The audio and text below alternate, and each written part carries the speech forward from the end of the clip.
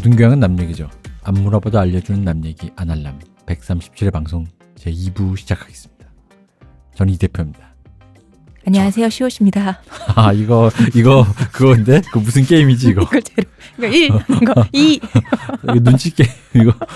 아니, 홍자까지 대표님 걸렸네. 자기 본인 네. 이름 석자는 얘기를 해줘야지. 이 대표가 뭐야? 뭐 어때? 어쨌든 여러분 실패하셨어요. 그렇다면 뭐 저는 홍교주입니다. 그러세요. 네. 홍교조라고도 하고요. 네. 교종이라고도 하죠. 아 교종이 여기 목이 있다. 그러네요. 저희는 뭐 이제 일부 잘 들으셨으리라 믿고 네. 또 어벤져스 나오시니까 그분 맞으러 잠깐 빨리 광고를 듣다가 돌아오겠습니다. 지금 티스템 두피 클렌저와 두피 에센스를 검색해보세요. 과학이 당신의 모발에게 주는 선물, 티스템입니다. 아날람은 호텔스닷컴과 최대 15%의 제휴를 맺고 있습니다. kr.hotels.com/베스트 쿠폰으로 접속을 하시거나 namyegi.com에서 링크 타고 가셔도 됩니다. 대마시안 샵에서 물건을 구입하신 후에 아날람 함께 클릭해 주시고요. 페이스북 페이지 많이 놀러 오시고요. 유튜브 채널 구독, 좋아요, 하트, 청취 부탁드립니다. 좋은 건 다. 네. 좋은 건 다. 다 끌어모아서 다 내 거. 어벤져스처럼. 1차 분기가 일어났습니다. 네. 일어나니까 이제는 고부에서 끝나는 게 아니라 고부도 다시 점령을 했지만 전라도 일대를 동학 농민군이 차례대로 점령하기 시작을 해요. 광군은 연전 연패했습니다. 왜냐하면 자 군사들 봉급도 안 나고요. 이때 그 우리나라가 얼마나 타락해 있었냐면 부상병이 생기면 치료를 안 해주고 버리면서 다녔어요. 광군들이. 그러니까 누가 나라에 충성을 바쳐서 싸우고 싶습니까? 반대로 농민들은 먹고 살기 위해서 이 분노한 농민들이 진짜 낯들고 곡괭이 들고 쏟아져 나왔단 말이에요. 사기가 달라요. 관군들한테 지급했던 그 곡식으로 지급하잖아요. 근데 그 곡식에도 막 모래 섞어서 주고 이래서 네. 사기가 뭐 오를 수가 없잖아요. 진짜 너무했다. 모래를 섞어가지고. 무게만 네. 비슷하면 되니까 이런 식으로 했다고. 그거를 이제 그 흥선대원군께서도 곡식에 모래 섞어서 주는 거. 요거를 이제 한번 연성을 하셨죠. 요거 이분은 이제 민 씨도 하셨고. 예, 그러니까 뭐 패시브 스킬이었어요 당시. 이게 뭐 이제 그게 이제 이모군란이 이미 그러니까 그 사단이 나서 이모군란이 났는데 네. 이모군란이 지나고 한참 뒤입니다 이거. 그래서 꽤 몇 년 뒤입니다. 이거. 맞아요. 정신 못 네. 차리고 네. 계속해서 이러는 거죠. 전주까지 점령합니다. 전주는 전라북도를 상징하는 당시에 네. 도시인 동시에 뭐 지금도. 전주가 왜 중요하냐? 조선 왕조 전주이 씨란 말이에요. 이게 조선 왕실에서는 정말 충격적인 사건이었어요. 거의 국가의 근간이 뒤집어지나 엄청난 공포를 국가가 느꼈는데 본관을. 네. 이때 당시에 북접은 참가를 안 했어요. 최시영 교주, 2대 교주 최시영이 이끄는 북접은 아니 군사를 일으켜서 봉기를 한다는 게 말이 되냐. 얘들아 우리 종교단체야. 그런데 농민들이 신음하고 있는데 어떻게 전봉준, 김계남 이 두 운동가 가만히 있겠습니까? 이때는 전봉준과 김계남의 두 남접 지도자가 연합을 했어요. 네. 이때는 연합할 만했어요. 그리고 남쪽 중심으로만 역사가 기술돼 있지만 사실 우리 동학군이 봉기했대. 이러니까 전국에서 동학교도였던 사람들이 들불처럼 일어나요. 본인들이 시스템에 의해서 수탈받고 먹고 살기가 힘든 이 프롤레타리아들은 봉기하지 않을 수가 없었어요. 그러나 동시에 양반들의 의병도 함께 일어납니다. 왜? 동학의 폭도로부터 나라를 지켜야 되잖아요. 이 사람들이 이 동학의 폭도로부터 나라를 지키기 위해서 의병을 일으킨 양반들 있죠. 이 사람들이 나라가 일본에 넘어갈 때 다 애국지사가 되고 다 충절을 지키고 다 죽는 사람들이에요. 다 우리나라 역사에 기록된 독립운동가들이에요. 근데 이걸 의아하게 생각할 수 있지만 일단 동학농민운동은 약간 들불처럼 일어나니까 남접 부분이 지금 이 부분은 되게 계급적인 투쟁이잖아요. 예. 그리고 이분들을 때려잡기 위해 의병을 만드신 분들은 이 나라라는 그 관점을 생각하시는 조선을 생각하시는 흔히 말하는 뭐 이제 이분들은 봉건 시대의 한계는 있지만 어쨌든 민족주의적인 이 나라를 걱정하시는 우국 충정에 방점이 다른 거죠, 뭐. 네 그런 분들이죠. 나라냐 계급이냐. 네. 이 나라를 지키기 위해 일어난 대표적인 양반가 기득권이라고 해야 되나요? 인물 중 하나는 바로 이분도 유명한 분입니다. 안태훈이란 분이 있어요. 네. 안중근 의사의 아버지 되시는 분입니다. 아 그렇죠. 예, 이 집 전통 명문가예요. 이 안씨 집안의 입장에서 동학교도는 그냥 폭도예요. 저거 안 그래도 지금 외세가 지금 침략해서 나라가 지금 힘든데 그렇죠. 이 나라를 내부로부터 붕괴하기 위해서 저거 완전 그냥 그 저글링 때란 말이에요. 안태우는 본인도 이제 개화파예요. 그런데 이 개화도 조국과 민족을 위한 거지. 이 체제를 부정하는 건 용납할 수가 없는 사람인 거거든요. 그래가지고 의병을 일으켜요. 의병을 일으켜서 황해도 일대에서 이제 관군과 협조를 하죠. 관군이 이때 당시에 거의 허수아비니까. 그래서 동학 농민군을 여기저기서 격파하고 다녀 엄청난 활약을 합니다. 그리고 이때 당시에 안중근 의사는 이분의 16살 된 아들이었어요. 네. 근데 안중근 의사 어릴 때부터 이 무인으로서 조기 교육을 받아요. 말타기, 사격 엄청 잘했다 그래요. 그래서 불과 16세 된 이 사람도 의병을 지휘해갖고 박석골 전투라는 전투가 있어요. 여기서 동학 농민군을 상대로 대승을 거두고 수많은 동학 농민군을 죽입니다. 여기서 진짜 사람이 죽는 거예요. 네. 진압 정도가 아닙니다. 예, 그 시위 진압이 아니에요. 네. 전투입니다. 그러니까 이 농민들이 아무리 분노와 의기에 차서 일어났다고 하더라도 어릴 때부터 농사만 짓던 사람이거든요. 네. 안중근은 어릴 때부터 말타기, 특히 사격 솜씨는 이 황해도 일대에서 가장 뛰어나다고 하는 청년이었어요. 비교가 안 되는 거예요. 네. 그러니까 그 당시 육혈포라는 게 사실 지금의 권총과는 이게 비교가 안 될 정도로 이 오발 그게 많았단 말이에요. 네. 그걸로 사실 사람 죽이는 거 쉽지 않아요. 똑바로 쏴서 사람을 살상한다는 게 쉽지 않은 무기죠. 근데 바로 그냥 근데 이토 히로부미한테 세 발을 맞췄는데 세 발 다 급소에 명중했어요. 그러니까요. 보통 사람은 아니에요, 이 사람이. 그러게. 그래서 왜 그 잡은 일본 헌병들도 뭔가 멋은 있다. 이 사람 또 유신적인 또 이 사람들. 그러니까 그 멋이 또 유신적 마인드로 이 사람은 맞아. 멋있다고 생각했다라는 그치. 자기도 시대. 그러니까 일본어로 치면 검객으로 본 거예요. 그렇죠. 네. 자, 안중근 잠깐만. 의사. 이런 내용에 대해서 또 더 자세히 알고 싶다. 못 들어보신 분은 앞서 있는 저 유신 특집을 들어보시면 됩니다. 예. 안중근 의사의 할아버지는 현감이에요. 그다음에 그 아버지는 안태훈 진사예요, 진사. 과거급제자란 말이야. 그리고 어릴 때 양옥집에서 살았어요. 그 당시에. 그리고 학교를 2개나 설립한 집안이에요. 이거 사학재벌. 근데 이제 학교를 설립할 때는 다 민족 자강운동의 차원에서 이분들이 많이 했죠. 그죠. 그 당시에는 네. 원래 그랬죠. 네. 배워야지 산다. 계몽. 그리고 안중근 의사는 젊을 때 집안의 재산으로 말이죠. 뭘 했냐. 광산 사업을 하죠. 그러니까 이 수저 자체가 그냥저냥한 금수저가 아니에요. 다이야. 우리 이토 히로부미 수저에 맞아도 죽었겠대. 머리 깨졌겠는데 다이아 수저로 그냥 내리쳤으면 그냥 머리 깨졌겠는데. 그런데 이 황해도 집안, 안씨 집안이 동학을 때려잡던 황해도에서는 19살의 그 도접주가 있었어요. 동학에. 당연히 동학 농민군을 이끌고 양반 의병과 맞서 싸웠는데 이분의 성함은 김창수입니다. 김창수. 대단하지 않나요? 19에 도접주가 됐어요. 네. 예. 그러니까 동학이 나이를 안 따졌어요. 그런데 이제 안태우는 서로 대치하고 있었어요. 네. 근데 이 도접주가 직접 지휘하는 농민군이다 보니까 질이 높았어요. 네. 우리 동네 짱이 우리를 지휘한다. 그러니까 사기도 높고. 그런데 안태우는 원래 싸움을 잘하고. 그런데 이제 서로 거의 대치하는 약간 뭐 한 몇 킬로 거리만 두고 대치하는 상황에서 밀서를 보내요. 김창수 도접주한테. 안태훈이 김창수에게 예. 항복하면 잘 처분해주겠다. 죽음. 그게 뭐냐면 이제 김창수는 원래는 몰락한 양반가이긴 하고 양반가고. 그러다 보니까 너 우리 거 아니냐 이런 것도 있었어요. 그리고 근데 김창수는 아니 몰락한 양반이 나 어릴 때부터 머슴살이고 안 해본 게 없는데 네. 본인의 생애의 경험은 자기는 동학인데 근데 이제 안태훈이 보기에는 우리 거 아니냐 이런 게 있었고 또 하나는 서로가 서로를 경계했죠. 이거 다 죽겠다. 우리들끼리 싸우면 이쯤에서 이제 치킨 게임이 되겠다. 여기서 이 창수 씨는 그 갑오개혁 때문에 우리 네. 흔히 말하는 사법고시 막차를 놓쳐서처럼 갑오개혁 막차로 그 과거 시험가 안 돼가지고 예. 예, 그런 쓰라린 경험이 있으시죠. 그런데 안태우는 과거 시험 그 끝물을 탔죠. 그쵸. 진사가 됐으니. 훗날 동학 농민운동이 실패하고 이 김창수는 안태훈에게 몸을 의탁해 의신을 해요. 네. 그런데 이 안중근 의사는 청년 안중근은 자기 집에 식객으로 온 김창수를 싫어해요. 이게 나이는 김창수가 3년 위였어요.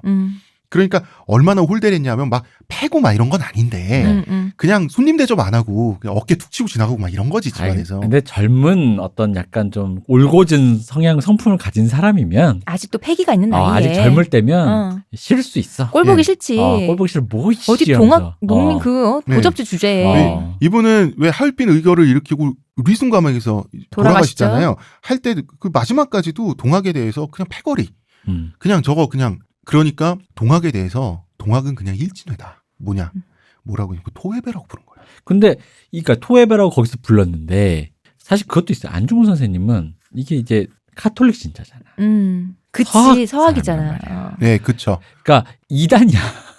이게 기독교 신자 기준에서 보면은 그치. 이단인 주제에 나라의 질서까지 어지럽히는 그리고- 굉장히 삿된 물이라고. 그리고 나중에는 일진회로 또 해. 이거 거의 5대양이라고 생각했을 걸 진짜. 5대양급으로 생각했을 거야. 난적이지.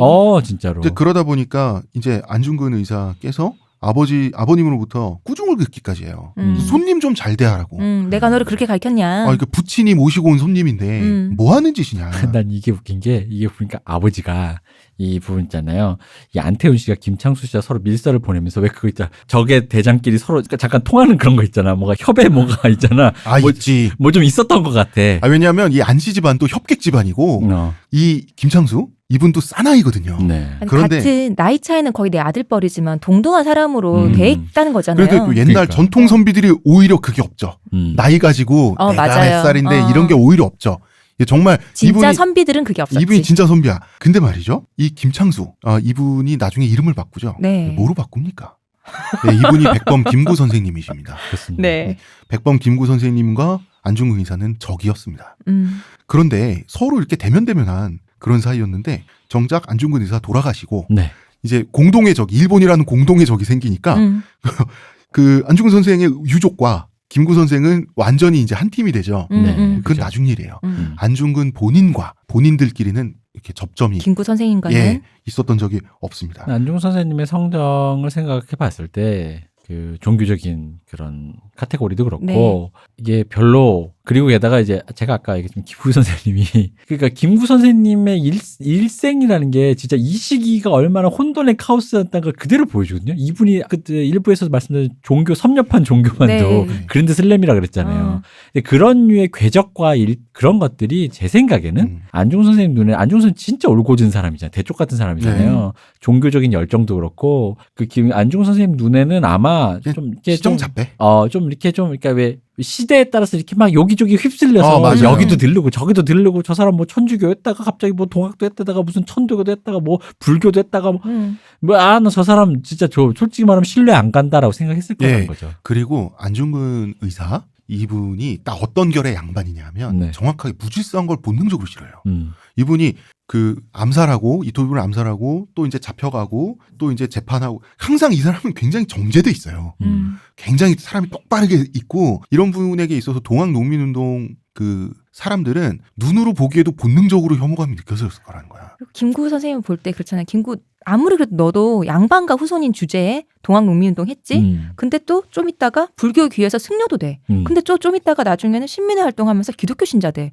뭐 어떻게 보겠어 이 사람이. 뭐 밥만 주면 어디든 다 가는 거야? 게다가 이제 그 우리 왜 보면 안중근 선생님의 그 일생을 딱 봤을 때 성정이 신기한 게 이렇게 생각하시면 돼요. 왜 우리가 이전에 산업화 시대 때도 얘기했고 했던 것처럼 이 해방 전후 혹은 일제강점기 조선 후기부터 시작되는 그 한국인들의 혼돈의 카오스에서 오는 그 이상한 정체성이 뭐 혼종돼 있잖아요. 그쵸. 파시스트이면서 민족주의자라든가 사회주의자면서 뭔가 뭐 이러다든가 뭐 그런 거 있잖아요. 근데 생각해보면 그 수많은 갈래 중에 안중근 선생님은 의외로 되게 깨끗하다?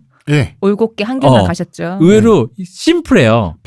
바꾸질 않아요. 그런 혼종이 없어. 네. 그 이분의 생애에서. 이분이 그러니까 이분을 존경해서 하는 말씀이지만 이분 이제 나중에 사형 판결 받고 막 이럴 때 표정을 보잖아요. 되게 평온하잖아요, 사람이. 그러니까 이런 일생을 사신 분의 입장에서 봤을 때는 특히 동년배에서 이후의 역사의 판결을 모르시니까 그랬을 때 그 동시대의 눈으로 봤을 때는 딱 싫어하기 좋은 사람이라는 그쵸. 거예요. 안중근 선생님 기준에선 제일 싫은 타입인 어떤 인간형인 거지. 시정 잡배 같겠지.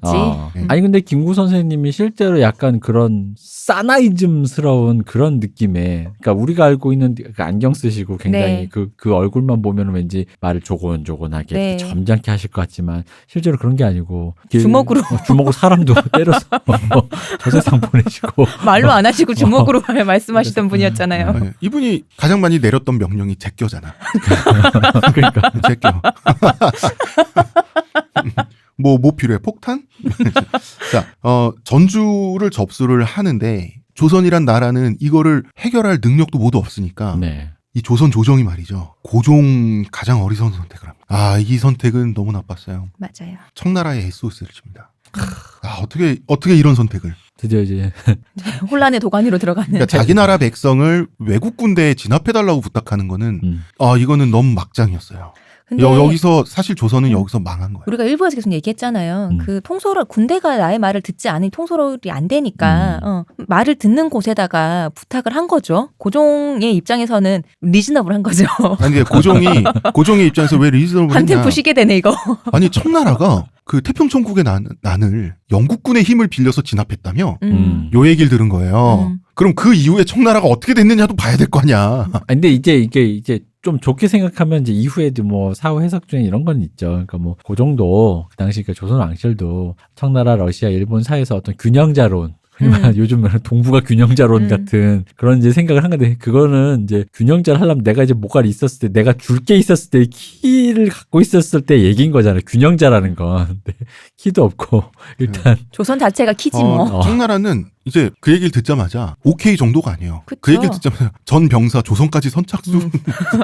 바로 진군이죠. 근데 문제는 텐진 조약이라는 조약이 또 전에 있었어요. 네. 그게 뭐냐면 청군이 한반도에 진입하면 자동적으로 일본군도 한반도에 진입할 권리가 있다. 네. 서로 건들지 말자. 이 먹기 좋은 떡을 서로 침바르지 말자 이런 얘기였어요. 그러니까 청나라가 오니까 일본도 드디어 기회는 찬스다. 요시 이러면서 한반도에 진출하게 되는 거예요. 참고로 그 텐진 조약은 그 김옥균이 네. 그 개화파가 이렇게 해가지고 3.1천하로 끝난 갑신정변이 실패로 끝나서 네. 거기서 이제 청나라랑 일본군이 서로 이러지 말자, 이게 남의 땅에서 라는 느낌으로 이게 서로가 서로의 힘의 균형 위에서 잠깐 물러났던 조약인데 네. 거기에서 써있던 이유가 뭐냐면 내가 들어가면 너도 들어가라는 미묘한 조약이 있는 거잖아요. 근데 거기 이제 명목뿐인 핑계가 뭐냐. 네. 조선의 난리가 진정되면 청나라든 일본이든 군대를 물린다. 물리겠다. 빼겠다. 그러니까 고종은 이렇게 갑자기 외국 군대가 와서 늑대들이 와서 지금 있으니까 그러면은 난리를 진정시키기만 하면 쟤네들이 다시 나가겠다. 라는 순진한 생각을 또 해요. 그래서 동학농민군의 요구를 모두 들어주겠다. 그리고 동학농민군도 지금 군대를 해산할 수밖에 없었어요. 왜냐? 모내기철이었어요. 맞아요. 네. 그래서 이 전주를 점령한 상태에서 서로 조선 정부와 동학농민군이 서로 악수하고 헤어진 거, 군대를 해산한 거, 이것이 전주 화약입니다. 네. 이때가 동학의 봄이에요. 전 근데 옛날에 그쵸. 전주 화약을 처음 들었을 때 약이 약조의 약자잖아요. 네. 약속에. 그걸 모르고 전주에서 드디어 화약이 화약고가 됐구나 전주가, 뭐 이런 어린 때 그래서 이거 마치 좀 멋진 전주 데몰리션? 그러니까 이게 이 집강소를 설치해요. 네, 호남 지역에. 호남 지역 전반에 집강소를 설치하는데 이게 80년대 90년대 운동권의 영원한 로스테이저입니다. 집강소 정치. 이게 뭐냐? 그럴만해요. 농민 자치기구예요. 평등한 농민 자치구예요.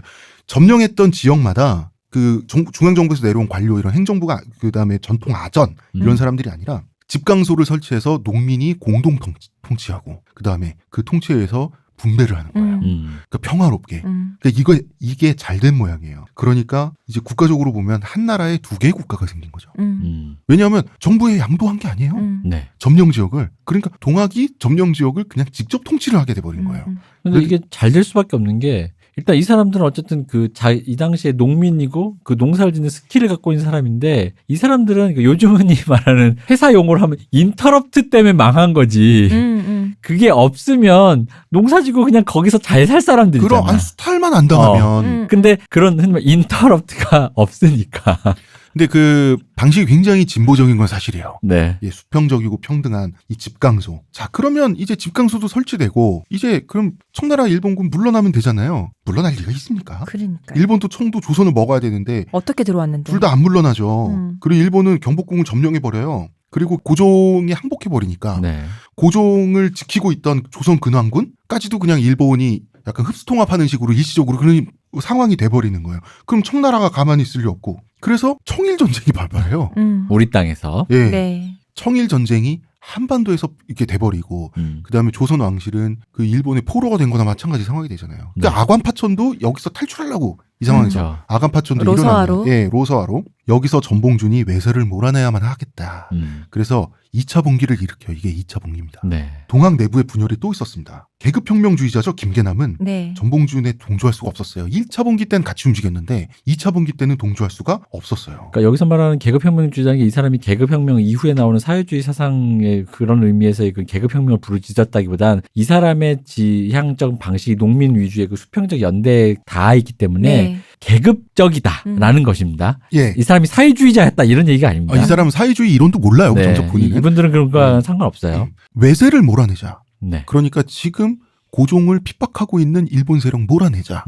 그런데 김계남에게는 고종이나 외세나 조선 왕실이나 청나라나 러시아나 일본이 다 적이에요. 그죠. 민중의 삶, 전라도민들의 삶, 동학 교도들의 어떤 미래의 자유, 이 사람한테는 이게 중요하지. 이 사람이 보기에는 조선 왕실이 통치하는 이 봉건 사회인 조선 있죠. 네. 이 자체가 이미 틀린 상황이기 때문에. 왕이 무슨 소용이냐잖아요. 예. 그런데 전봉준은 흥선대원군하고 좋은 사이였단 말이에요. 음. 왜냐하면 흥선대원군 집에 가서 정말 먹을 거 없고 힘들 때 전봉준이 흥선대원군 집에 가서 한 2년 동안 식객 노릇을 한 적이 있어요. 이때 무지렁이 농민이라고 흥선대원군이 함부로 대하지 않고 잘해줬다고. 흥선대원군 본인이 마이너로서 너무 오래 있었잖아요. 그리고 본인이 세력이 별로 없던 사람이었잖아요. 근데 나는 궁금한 게 그래도 흥선대원군이 전봉준을 이용하려고도 했지. 그러니까 전봉준과 그렇게 지냈다는 게, 그러니까 이게 뭘 자기 딴에 무슨 생각이 있었겠지만, 왜냐면 전봉준 어떤 세력의 수장인 건 맞으니까 이 사람과 친해졌을 때 이제 그게 그런 세력이 나에게 무슨 플러스가 될지 마이너스 될지 모르는 상황에서 일단 알아놓는 거, 그 명함 교환 정도는 괜찮은데 그럼에도 불구하고 어떤 식객하면서 둘이 알고 지냈다는 그 세월이 내가 보기엔 그게 어떤 느낌이냐면 처음에 명함 주고받으려고만 끝내려고 했는데. 이게 생각보다 오래 간 거야. 이게 흥선대원 그 생각에 이게 이렇게까지 얘 왜 이렇게 오래 눌러 앉아 있지? 이런 느낌 있잖아. 내가 보기엔 그래. 근데 사실 이제 나중에는 흥선대원군도 전봉준이 갖고 있는 병력을 네. 이용해서 다시 이제 이용해서 자기 권력을 위해 사용하고 싶어 한 건 맞는 것 같아요. 그쵸. 그리고 정봉준과 맞아 떨어지지 않나요? 흥선대원 쇄국 정책 했었잖아요. 네. 그것도 그러니까 맞아요. 맞아 떨어지죠. 예, 그 전봉준도 외세 척결이라는 말이에요. 척외 척양이라고 했다고. 정봉준은 왕은 두면서 외세를 척결하자는 거니까 흥선대원과 딱 맞죠. 네. 그렇죠. 그러니까 이제 흥선대원군 전주이씨 조선 왕실 왕의 아버지지 않습니까? 그러니까 네. 왕실 봉건 기득권 세력인 거예요. 최시영과 김계남이 보기에는 그러니까 이제 최시영은 이거는 도저히 안 되겠는 거라서 동학의 이름으로 전봉준을 토벌할까까지 가요. 그래서 실제 군대를 출병해서 전봉준 저거를 토벌해야겠다. 동학 내부의 내전인 거죠. 네. 벌어지기 직전까지 가는데 최시영이 포기합니다. 전봉준의 군대가 더 셌어요. 세가 더 이미 컸군요. 그러니까 최시영의 북접이 본사예요. 그리고 남접의 전봉준파는 말하자면 프랜차이즈 2호점 3호점 같은 건데 이미 자본 규모를 넘었어. 자, 좀 김계남과 전봉준 누가 2호입니까? 이거 중요합니다. 서로 2호라고 주장을 하는. 네. 본계와 반계라고 합시다 그러면. 네. 네. 그런데 2차 분기 때는 결국 최시영은 전봉준을 지지해서 그 군대를 이끌고 와서 연합군, 북접과 남접의 연합군을 형성해줘요. 왜 그러냐면 상황이 여기까지 왔는데 동학 교도들 죽는 거 볼 수는 없는 거잖아요. 왜냐하면 이 사람 교주잖아요. 교주는 통합적인 결정을 내려야 돼요. 그런데 김계남과 김계남파의 군사들은 끝까지 전봉준과 함께 해주지 않았어요. 그죠. 그게 지금의 관점에서 보면 프롤레타리아적인 사고방식인데, 아니, 솔직히 그 사람들 기준에서 솔직히 난 그 방식도 만나는 게, 왕이 바뀐다고 뭐가 달라지는 게 있어? 그러니까 왕이 있다는 자체가 이미 뭔데 뭐. 세금 뜯어가는 사람이 바뀌는 것일 뿐. 왕이라는 존재 자체가 없어져야죠. 그렇죠. 김계남한테 조선의 조정왕실 타도 대상이에요. 그죠. 그러니까 안물안궁 아오 아니야 아오안. 그러니까 일종의 이 사람은 계급연대이기도 하면서도 이 사상적으로는 거의 아나키스트에 가까웠어. 왜냐면 약간은 그 다음 무슨, 그러니까 예를 들어 이런 류의 사상을 가진 사람들은 대부분 사상적인 깊이가 없더라도 예를 들면 외세를 이용해서 뭐 다음 정부를 세우겠다. 뭐 청을 이용해서 뭐 아니면 러시아에 가서 뭐 아니면 일본이 와서 근대화를 시키면 좋겠다. 뭐 이런 식 사고방식을 갔는데 이 사람이 또 그 다음은 또 딱히 없더라고요. 그게 동학의 한계예요. 네. 왜냐하면 결국 동학이 종교적 체계이기 때문에 그런 거예요. 그렇죠. 근데 이제 동학 농민군은 그 유명한 우금치 전투에서 아주 네. 처참한 패배를 당하면서 괴멸당하죠. 네. 그런데 우금치 전투를 우리는 지금까지 어떤 그 항일 전투, 항일 운동, 민족적인 걸로 우리는 많이 생각을 하고 있어요. 일본군에게 괴멸당했다라고 생각을 하고 있습니다. 그런데 대표적인 뭐 어떤 그 일본군이 우리나라 특히나 또 일반 시민을 민족 저항을 했는데 그걸 학살한 그런 그림으로 인식하고 있죠. 예. 그러나 우금치 전투의 성격은 소장농으로 이루어진 조선의 농민군. 농민군이 일본 제국과 조선 양왕국과 교전한 전쟁이에요. 조선 제국입니다. 당시- 양제국이. 양제국과 양제국과 이때는 아니지만 이제 대한제국 되니까 양제국과 교전한 전쟁. 양제국의 관군과 그렇죠. 배치를 한 거죠. 그리고 주력은 일본군보다는 주력은 정확히 말해서 관군이었어요. 조선 관군. 예. 동학 농민군을 파멸시킨 무기가 있습니다. 네. 또 나온다 이거 게틀링건. 네. 그쵸. 게틀링 기관포 이거 관군 소유였고요. 이 게틀링건을 구매한 돈은 고종의 돈이었어요. 유명하잖아요. 고종의 내탕금. 내탕금 유명하죠. 네. 그 이때 당시 일본군은 뭐 100명, 200명 이 정도 수준이었고 수천 명의 그 주력군은 다 관군이었어요. 무기도 관군의 서양제 야포와 게틀링건의 동학 농민군이 학살당하다시피 하는 거예요. 이때 당시에 동학 농민군의 무기는 낫, 곡괭이 이런 거였어요. 잘 있어봐야 화승총 정도. 그 화승총도 불 붙여 쓰는 거잖아요. 임진을 그게. 할 때 노획 된 화승총. 그러니까 심지어 불 붙여 쓰는 화승총인데 말씀하셨던 사정거리 되게 멀고 한 발에 분당 12발이나 쏘는 그 총을 관군이 쏘고 있으니 당할 수가 없죠. 그리고 근대에 보면은 전근대 현지 군사가 네. 병사가 그 침략군의 게틀링건 기관포 있죠. 네. 기관포를 이겨낸 역사는 한 번도 없습니다. 이게 영화 라스트 사무라이 그 장면 그대로 마지막에, 재현되잖아요. 네. 네. 그런데 전봉주는 어리석게도 40차례 이상의 공세를 퍼부어요. 이때 이제 최소치 2만에서 최대치 40만에 해당하는 동학 농민군이 있었다고는 하지만 아마 2만일 것이다. 왜냐면 40만 불가능한 얘기예요.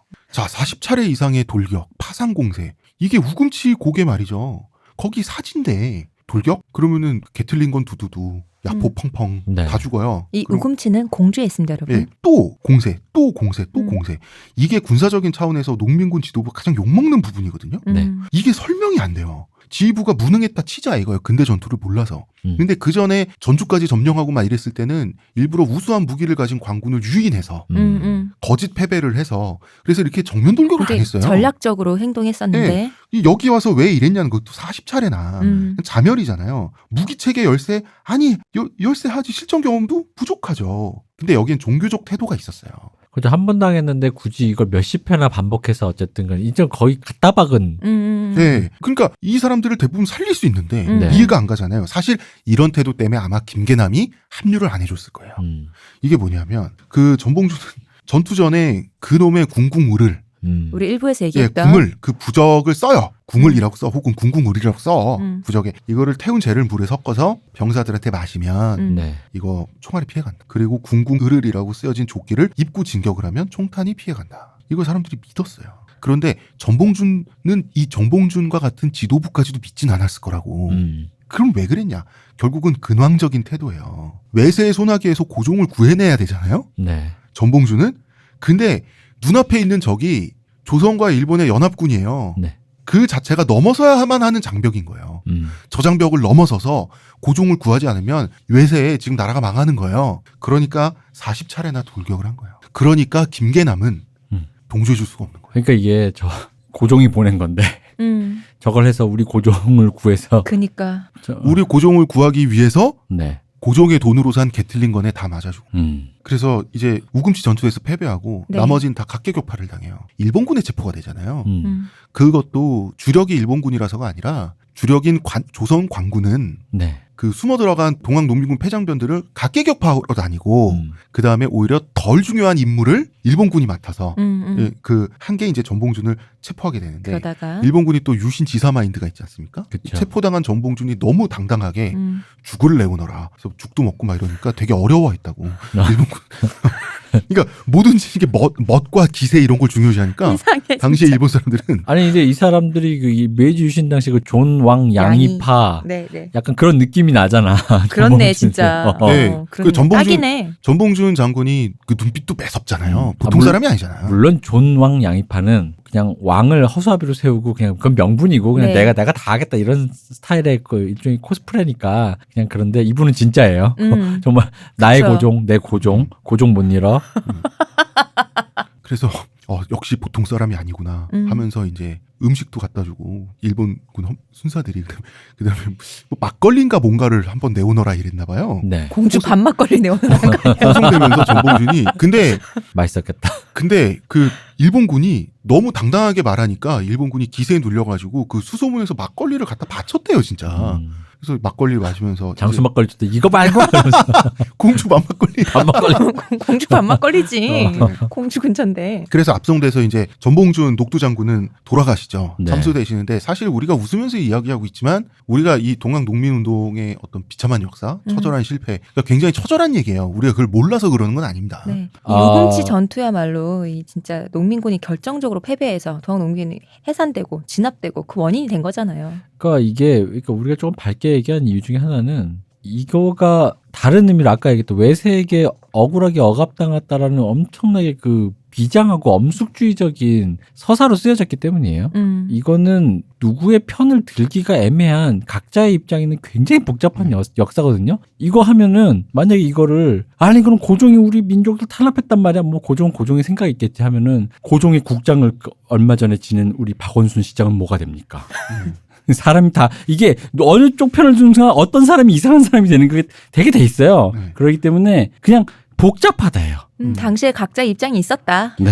그리고 이대 교주 최시영은 그 체포당해서 바로 사형 판결받고 현지에서 처형됩니다. 네. 이거는 문제가 있는 행동이었어요. 아까도 말씀드렸지만. 네. 그리고 김계남도 체포가 되는데 김계남은 이제 본인의 계급혁명을 위해서 군사를 재두고 있었잖아요. 네. 동지애적 의미로 말하면 자기와 사상이 다른 전봉준의 어떤 그런 우군치던투와 같은 좀 맹목적인 네. 그런 자멸적인 그거에 자기 동지들을 희생시키지 않은 거기도 하죠. 음. 그래서 이제 김계남파의 농민군은 많이 살아남아서 나중에 토해배가 됩니다. 좋습니다. 예.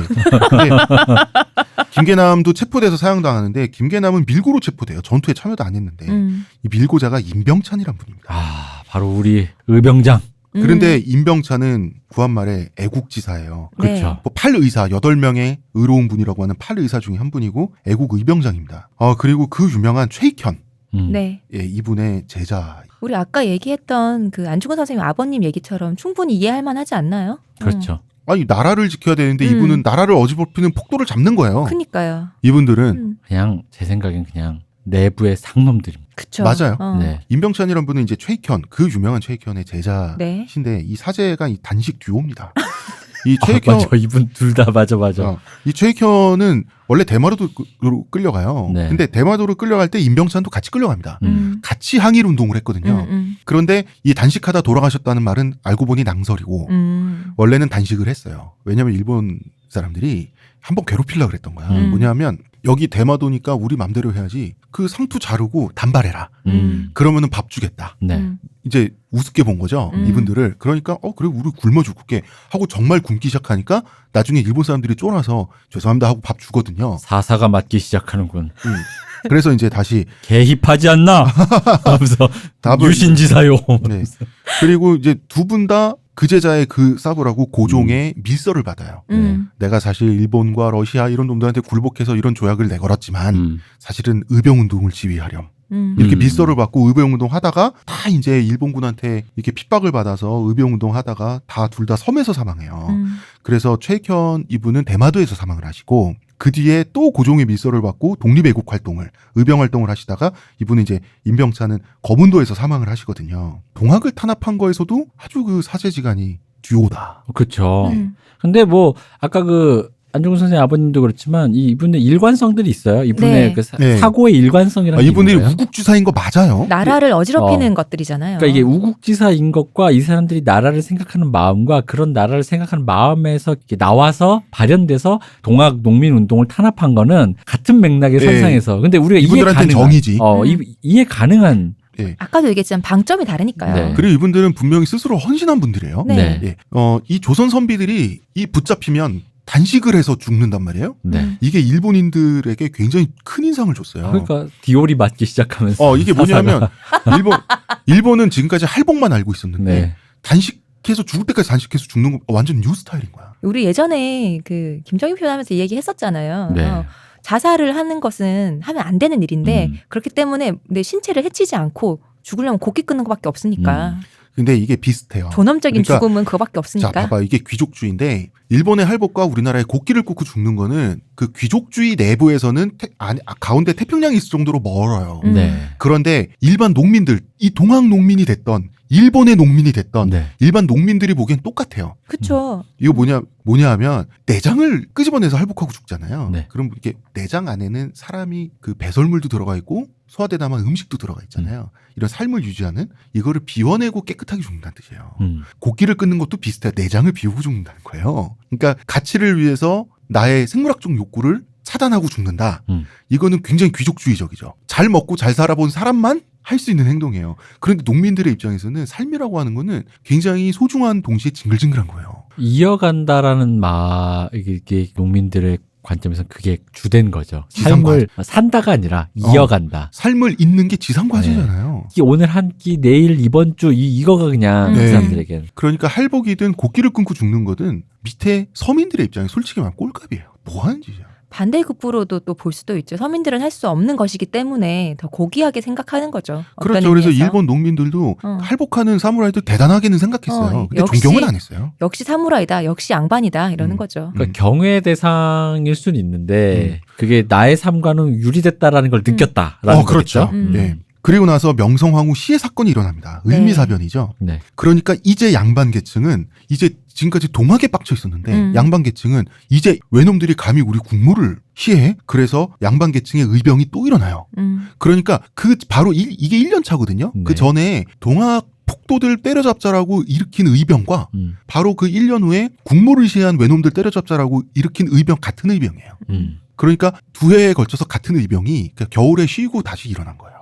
근데 이 의병은 아까도 성격상 부르주아 군대죠. 네. 이때 양반들이 의병을 또 일으키니까 네. 동학 농민군의 입장에서는 우리를 토벌하고 잡아 죽이고 고문한 의병이 또 일어났잖아요. 네. 이제는 안 되겠다. 그러니까 이 사람이 외구들과 죄송합니다. 외구? 일본 이 사람들 기준에서 네. 외놈들과 싸우는 의병들 누구랑 싸우든 상관없이 이미 농민의 적이거든요. 네. 그래서 게릴라군을 조직해서 바로 항일 투쟁을 벌이는 양반 의병과 싸우는 네, 맞습니다. 동학 농민. 누가 됐든 밉기 때문이죠. 이미 적이 됐으니까요. 네. 예. 그리고 나는 지금 일본군이랑 싸우려고 의병을 일으켰는데 애국하고 있는데 동학 농민군이 지금 우리를 공격하잖아요. 네. 그러면은 왜구예요. 그쵸. 토해배란 말이 이때나 동학도 토해배. 바로 이 복잡한 영국군에 붙었다가 낙동강 오리알이 된 아메리카 원주민의 네. 그거보다 더 복잡한. 예. 거기는 인종이와 달랐지. 그리고 이제 일본군이 우리나라에 와서 군화 저벅저벅거리면서 다니고 그러면 양반들은 이 땅이 어느 땅이라고 속으로 부들부들 하는데 네. 정작 농민들은 그렇게 싫어하지 않았어요. 청나라, 러시아, 한반도에 진입한 그 외국 군대들 중에서 일본군이 제일 신사적이었어, 당시에. 자, 이때 이미 일본의 정한론, 조선 정복해야 되는데 이게 있었어요. 네. 그러니까 조선 백성은 포섭 대상이에요. 그러니까 잘 보여야 돼. 그치. 그러니까 양민에 대한 피해를 최소화하기 위해서 군기를 좋게 유지했어요. 그리고 필요한 물자를 징발할 때 제값을 치렀어요. 이런 군대가 일본군밖에 없었어요. 근데 자존심이 상하지 뭐냐면 조선인을 쭉 불러다가 세워놔. 그래서 어떤 조선인들은 얼굴에 파란 페인트 칠을 해. 축축축축축축. 어떤 데는 빨간 페인트 칠을 해. 축축축. 그래서 마치 그런 가축처럼 분류를 해놓고 파란 페인트는 이쪽으로 와서 못 시키고. 빨간 유닛 이리 와. 파란 유닛 저리 가. 그렇게 이거. 했는데 조선인도 자존심 되게 상했어요. 아, 이것들 진짜 이것들. 근데 그럼에도 불구하고 노임을 제대로 쳐서 헤어지는 거예요, 헤어질 때. 그쵸. 네. 그러니까 얼굴에 파란 페인트 묻혀놓고 가장이 집에 돌아오는 거예요. 야, 일본 놈들이 끌고 와서 날 강제노동시켰어. 얼굴에 파란 페인트 칠해놓고. 그리고 돈을 두둑히 줬지 뭐야. 그러니까 이 외놈들이 싸가지는 없는데 개념은 있는 거야.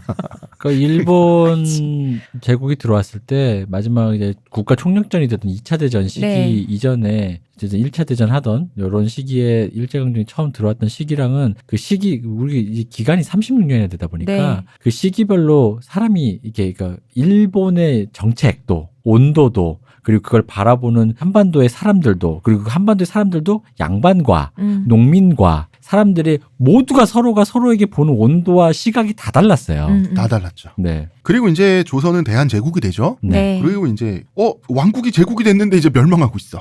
다 아시는 얘기입니다.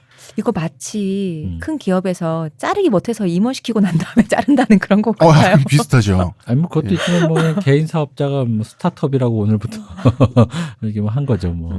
동학 농민군한테는 다 기득권 제국이에요. 그렇죠. 그리고 대한제국 시기에 전국 각지의 동학 동학교도는 이 양반의 의병 있죠. 네. 일본 놈들 몰아내자고 양반의 우국지사를 다 교과서에 애국지사라고 나와 있는 분들입니다. 네. 의병 일으킨 김에 동학교도들도 때려잡고 음. 그래 가면서 이제 일본군하고 싸웠거든요. 그러니까 학살을 많이 당했어요. 동학 농민군도 게릴라전을 벌였으니까요. 예. 그러면 나중에 많은 동학 농민군 출신들이 이런 생각을 하게 됩니다. 다가 아니라 두 제국 중에 일제가 나. 대한제국과 일본 제국 중에서 근데 그러니까 그게 그렇게 생각할 수도 있어요. 여태까지 그러니까 아까도 얘기했지만 산림이 헐벗고 농산물의 생산력이 떨어지고 그럼에도 불구하고 그 세금 걷는 거는 감면이 안 되면서 거기다 조정은 타락했지. 거기다 점점 힘은 없지. 그런 와중에 내가 먹고 살 길을 안 해주는데 어쨌든 간에 근대화된 법과 제도로 뭐 사유재산 그리고 뭔가 일을 하면 임금을 줘주고 라는 식이면은 물론 이게 이렇게 야박하게 생각할 수 있잖아요. 눈앞에 떡 하나 더 준다고 외세가 그렇게 좋더냐 이렇게 말하시는 순수하신 분들도 계시겠지만 그렇게 대대손손 살던 사람이 눈앞에서 다른 사람이 들어와서 그렇게 해줬을 때 받는 온도차라는 건 역사는 미래를 모르는 거잖아요. 이 사람들 기준에선 달랐을 거라고 나는 봐요. 달랐을 거예요. 아니 메이지 유신을 일본 본토에서 직접 겪은 사람들 있죠? 네. 그런 사람들은 우리 유신 특집에서 말했지만 메이지 유신도 굉장히 그 얼기설기한 네. 굉장히 어설픈 모잖아. 네. 그렇지만 따로 떨어진 거리를 갖고 있는 조선 민중이 느낄 때는 어쨌든 신분제가 철폐됐다며 네. 종교의 자유가 보장된다며 사유재산을 또 가질 수 있다며. 그러니까 그 세계가 없어가지고 얼마나 핍박받았습니까? 네. 동학교도들이. 그러면은 봐봐요. 우리 전봉준의 입장과 김계남의 입장인데 김계남의 입장에서 보자고. 네. 그러면 김계남은 봉건질서 탑하잖아요. 봉건질서는 대한제국이 더 갖고 있는 거예요. 우리를 더 수탈한 게 대한제국인 거잖아요. 둘 다 기득권인데 그나마 일본 제국이 민중적인 차원에선 합리적인 기득권으로 보였다는 거죠. 그 외에 서정주 시인이 네. 자기 종 노비 집안이었다고 하면서 국화 옆에서 너무 좋아합니다. 자화상이라는 시가 있지 않습니까? 거기 시작이 보면 애비는 종이었다. 정말 세. 밤이 깊어도 오지 않았다. 하면서 쭉 나오는 시가 있어요. 근데 거기 보면 마지막에 이 시가 이제 진짜 처절한 고백인 게 23해 동안 나를 키운 건 파라리 바람이다. 세상은 가도 가도 부끄럽기만 하더라. 어떤 이는 내 눈에서 죄인을 잃고 가고 어떤 이는 내 입에서 천치를 잃고 가나 나는 아무것도 뉘우치지 않으련다. 그리고 마지막 이런 말이 있어요. 병든 숙회 마냥 헐떡거리며 나는 왔다. 그러니까 내 인생이 내가 안 그렇게 의식하려고 하는데도 부끄럽고 슬프고 근데 그게 부끄러워할 일이 아닌데 세상이 바뀌어서 부끄럽고 근데 막 그런 이제 이 얘기가 이 당시 진짜 이 밑에 하층민이 느꼈던 그리고 세상이 나중에 바뀌어서 서정주 시인은 이제 근현대인인데 네. 이 시대 그 신분제가 없어졌던 시대에 그 사람들조차 느꼈던 어떤 시대의 어떤 그 기분을 적나라하게 그러니까 이 후손이 이렇게 느낄 정도라면 그 이전 사람들은 어떻게 하겠어요? 왜 이런 얘기가 있대요. 1920년대 전라도 구례군에 유씨 양반가의 일기에서 이런 게 발견됐대요. 정월 초하루 이때 이제 신분제가 네. 이제 일제강점기 때 20년대에 사라졌을 때 정월 초하루에 집안의 종들이 찾아와서 사랑에 앉은 주인한테 다 함께 와가지고 한꺼번에 세배를 하는 거야. 절하고 가는 거죠.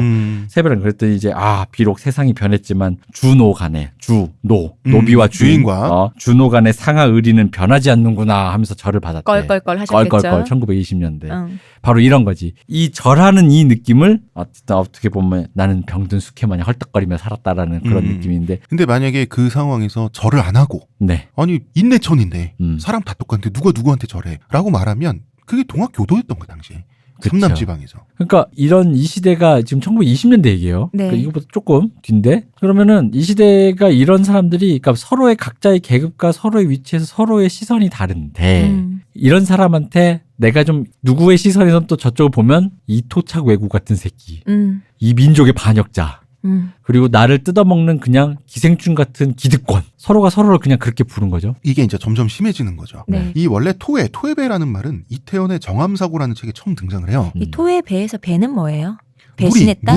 무리배자. 그러니까 패거리란 뜻이에요. 그리고 이제 대한제국 시절에 언론에는 1908년에 처음 등장을 하거든요. 네. 그러니까 당시 사람들이 이제 일상적으로 쓰는 언어였다는 거예요. 지식인 계층이나. 근데 여기 토에는 이제 일본과 서양을 배우자 개화파, 그다음에 이제 일본의 우호적인 뭔가 정치적으로 그런 사람들, 동학 농민들 다 포함되는 말이지. 동학 농민 이코르 토해배는 아니다. 네. 여기도 그리고 또 여기에 개화파라는 것도 일본 다이스키라고 하는 친일파가 아니라 일본 너무 좋아 이런 사람들이 아니라 그러니까 일본의 뭐 혹은 서양의 어떤 이 선진 문물이 있어서 그걸 배워가지고 뭔가를 하자라는 걸 다 포함하는 그런 게 개화파라고 한 거예요. 친일파라고 얘기한 게 아니라. 그렇죠. 조선의 법도의 귀함을 모르는 그런 사람들인 거예요. 자, 이제 최시영까지 돌아갔으니까 3대 교주 손병희 네. 이 사람이 등장을 해야 되는데 의암 손병희는 이제 동학농민운동 실패 후에 자기 스승도 죽고 다 죽잖아. 네. 그러니까 일본으로 이제 원래는 상하이로 가려고 그랬는데 급한 김에 일본으로 망명을 해요. 망명을 하고 가서 일본 이 근대화된 일본 문물을 보고 기차 지나가다니는 거 보고 말하니까 충격을 많이 받아요. 전차에. 네, 충격을 받고 조선 바깥이 이렇게 발달했구나. 그래서 서구 문물을 받아들이지 않으면 큰일 나겠다 해서 노선을 바꿨다기보다는 노선을 약간 수정하였죠. 약간 수정하는 거죠. 그래서 단발해야 되겠다 우리도.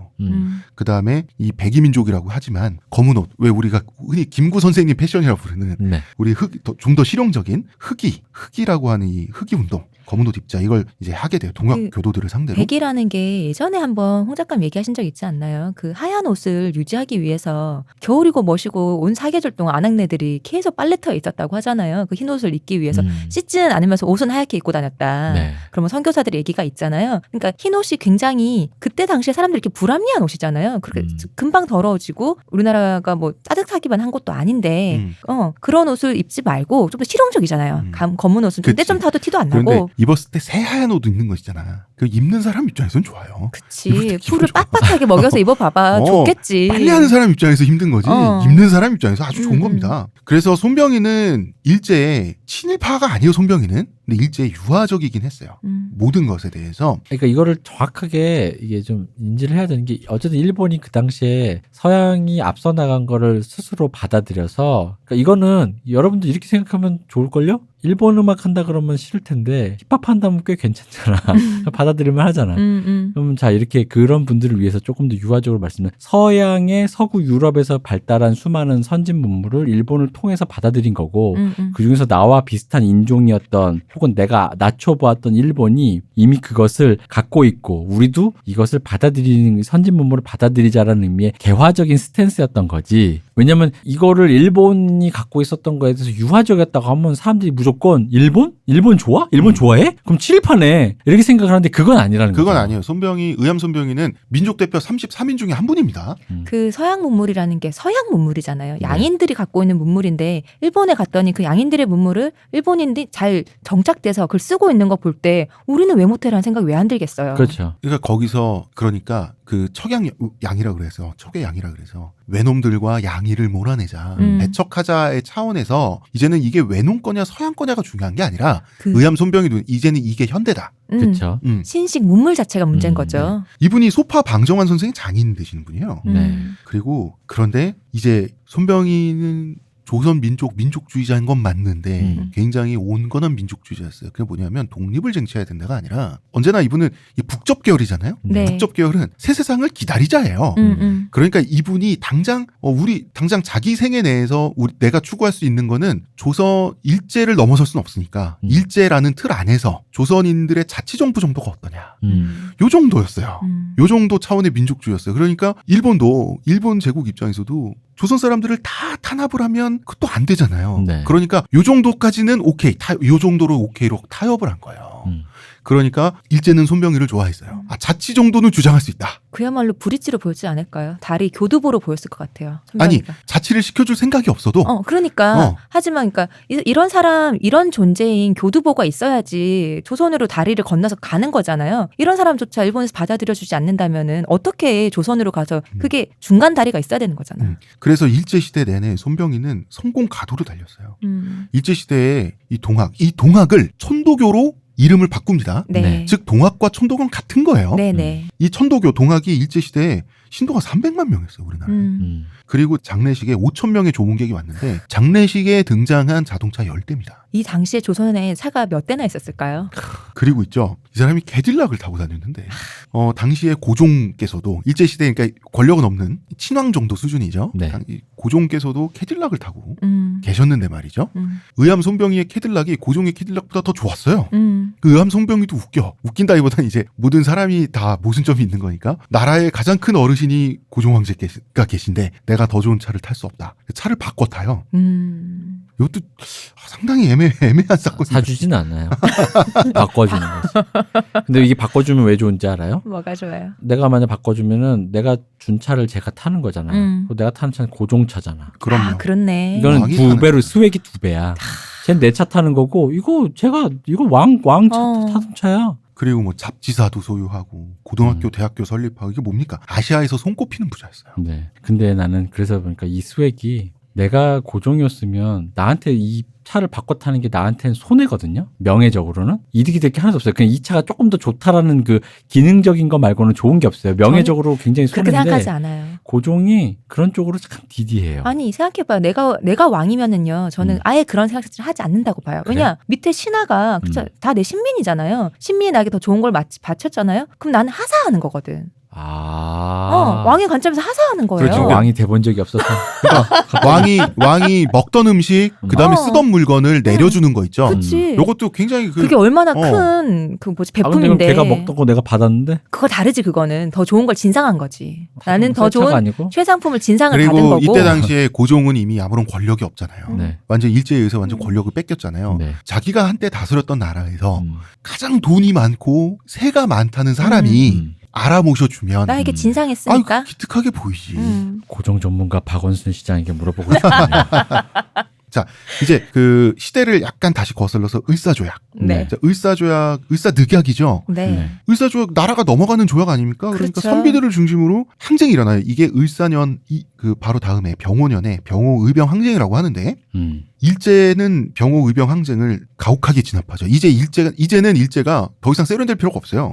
이빨을 이제 드러내는 거죠. 그렇죠. 예. 이제 간 다 봤지 뭐. 진압 과정에서 앞장서서 일본군 편에서 앞장서서 의병들을 때려잡는 친일파가 나오게 되죠. 네. 이 사람들의 대부분이 동학농민운동 출신자였습니다. 그리고 토베라 불리죠. 왜? 이 사람들이 보기에는 양반들이 더 나빠요. 양반들이 너무 자기들을 학살했고 고문했고 불법 처형했고 너무 우리를 역사적으로 수탈했어요.